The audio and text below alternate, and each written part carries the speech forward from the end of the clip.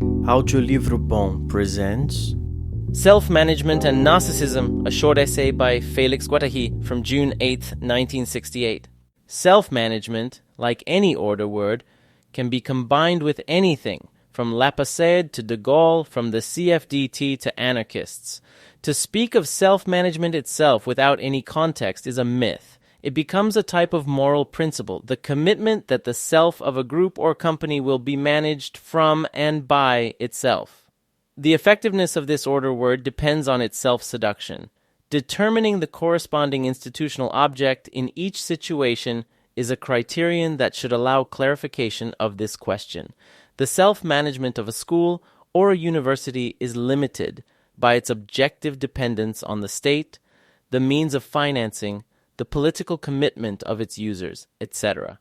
If it is not articulated with a coherent revolutionary perspective, it can only be an order word for transitory action that risks being passably confusing. The self-management of a factory or workshop also risks being reclaimed by psychosociological reformist ideology that sees the interrelational domain as something to be dealt with using group techniques, for example, training groups of technicians, managers, owners, etc. For workers, these techniques are too expensive. Hierarchy is contested in the imagination. In reality, not only does no one touch it, it is given a modernist foundation and dressed up in Rogerian or some other morality. The impetus behind self-management in a company involves effective control of production and programs, investments, organization of labor, business relationships, etc. A group of workers that places itself under self-management in a factory would have to resolve countless problems with the outside. It would only be lasting and viable if the outside was also organized under self-management. A single post office would not survive long under self-management. In fact, all of the parts of production are interconnected like telephone exchanges. Experience with self-management during strikes, re-establishing the production sectors in a factory to respond to the needs of strikers, the organization of supplies and self-defense are very important indicative experiences. They show the possibility of moving beyond the confrontational level of struggle. They show a way to organize a revolutionary society during a transitional period. But it is obvious that they cannot give clear and satisfying answers to the types of relationships of production, the types of structures adapted to a society that has expropriated the economic and political power of the bourgeoisie in a very developed economy. Control by the workers raises fundamental political problems as soon as it touches institutional objects that call the economic infrastructure into question. A self-managed lecture hall is probably an excellent pedagogical solution.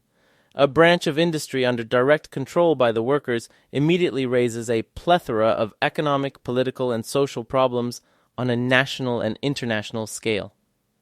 If workers do not take charge of these problems in a way that moves beyond the bureaucratic framework of current parties and unions, pure economic self-management may turn into a myth and lead to demoralizing stalemates.